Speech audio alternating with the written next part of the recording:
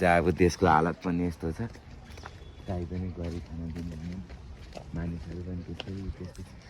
होइन हौ दाजु किन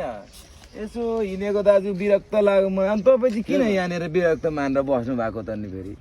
के व्यथा लागेछ विरक्त लाग्नु मलाई नि के व्यथा लाग्नु दाजु मलाई पनि त यहाँ विरक्त लागेर बसिरहेछ के नानी पाउने व्यथा लाग्यो कि के हो म पनि देश लडे रे भन्छन् उता लडे रे भन्छन् हामीलाई नै मार्लान् रे भन्ने भयो देशमा चुनाव आइरहेछ दाजु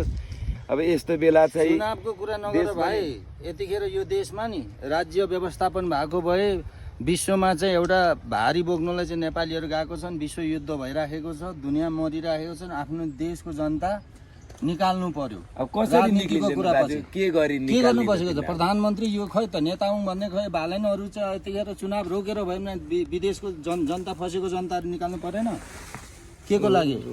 तनावै तनाव हैन देशका तनावै तनाव छ कति तनाव के छ गर्लान् राज्य भनेको दाजु व्यवस्थापन कहाँ छ कानुन कहाँ छ नीति कहाँ छ व्यवस्थापन कहाँ छ सुशासन कहाँ छ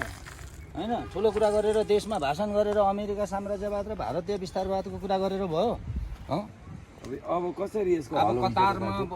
दुबईमा बहरैनदेखि लिएर साउदी कुवेतदेखि ओमन जर्डान भनेको यी सबै कुरा चाहिँ अब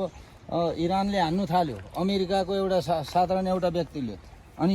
नेपाली जनता चाहिँ के अब यो यस्तै बन्दैछ अब यसरी हान्दैछ यस्तै हो भने नेपाललाई पनि त हाल्ला नि हैन हानिहाल्छ नि युक्रेन कस्तरी भयो त एउटा जेलेस्कीले गर्दाखेरि चाहिँ विश्व ध्वस्त बनायो लास्टमा बन्दुक बोकेर कुद्दै थियो नेपाली जनताले के भन्थ्यो त्यतिखेर चाहिँ हो नेता भनेको चाहिँ जेलेस्की जस्तो हुनु पर्यो भनेर बन्दुक पहिल्यै नीति खुस्काइसक्या हुन्छ के को जेलेस्की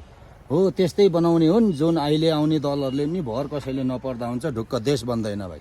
तनावको तनाव भाइ ओहो अब के गर्नु पर्ला त दाजु यसको विषयमा त केही बुझ्नै सकिएन अब केही न केही